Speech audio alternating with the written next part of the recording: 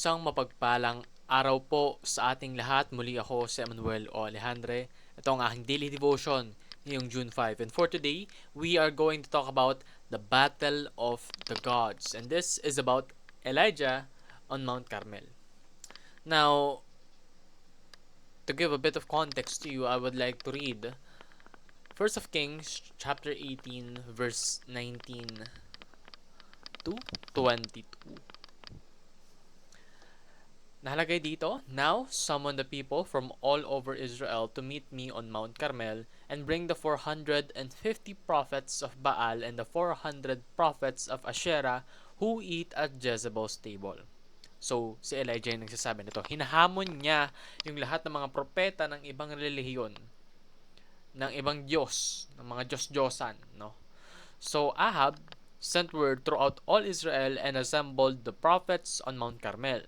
Elijah went before the people and said, "How long will you waver between two opinions? If the Lord is God, follow Him. But if Baal is God, follow Him." So sinasabi niya, kayong mga tao, bakit dalawang Diyos yung inyong pinagsisilbihan? Magsilbi lang kayo sa isang Diyos. Kung if the Lord is God, kay Lord kayo sumamba. Kung si Baal, yung Panginoon, kay Baal kayo sumamba. But the people said nothing. Then Elijah said to them, "I am the only one of the Lord's prophets left." Kasi yung ibang mga propeta, pinapatay ni Jezebel. Ang kanyang tinira lang yung mga propeta ni Baal at ni Asherah, yung mga false prophets. Pero yung true, genuine prophet, si Elijah na lang yung natira kasi tinago siya ng Panginoon. "But Baal has 450 prophets. Get 2 bulls for us. Let Baal's prophets choose one for themselves, and let them cut it into pieces and put it on the wood, but not set fire to it. I will prepare the other bull and put it on the wood, but not set fire to it. Then you call on the name of your God, and I will call on the name of the Lord. The God who answers by fire, He is God." So yun, hinamon ni Elijah yung ibang mga propeta, napakadami nila. Actually, kabuuan ng Jerusalem, nagsakam na to idolatry. So, ito, yung hamon sa kanila ni Elijah. Kung totoo yung inyong sinasamba, the bull that you chose will be set on fire.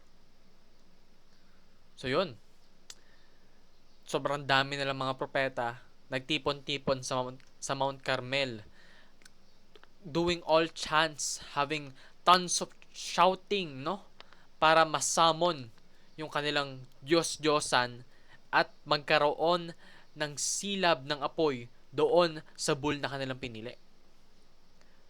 Habang nangyayari yun, minamak sila ni Elijah. Sabi ni Elijah, "Sige, lakasan nyo pa. Gawin nyo once, twice, 3 times." Then nothing happened. But sa 1 of Kings chapter 18 verse 36 to 39, at the time of sacrifice, the prophet Elijah stepped forward and prayed, "Lord, the God of Abraham, Isaac, and Israel, let it be known today that you are God in Israel, and that I am your servant and have done all these things at your command. Answer me, Lord, answer me, so these people will know that you, Lord, are God, and that you are turning their hearts back again." Then the fire of the Lord fell and burned up the sacrifice, the wood, the stones, and the soil, and also licked up the water in the trench. When all the people saw this, they fell prostrate and cried, "The Lord, He is God. The Lord, He is God." So grabe. Grabe yung power na pinakita ng Panginoon through Elijah. Isipin mo, 450 prophets. Tapos nandun pa si Jezebel, yung nagpapatay sa mga true prophets nung panahon na yon. Lahat ng yon, hindi binaling ng pansin ni Elijah. Ang ginawa niya, nagtiwala siya sa Panginoon. And God always delivers, just as He had done here. That is why we, as His believers, should give our Lord our single-minded devotion. Because God deserves that. Hindi niya deserve na meron tayong ibang mga Diyos-Diyosan na sinasamba. Dapat siya lang. Dapat ang ating Panginoon lang. He is the only true God.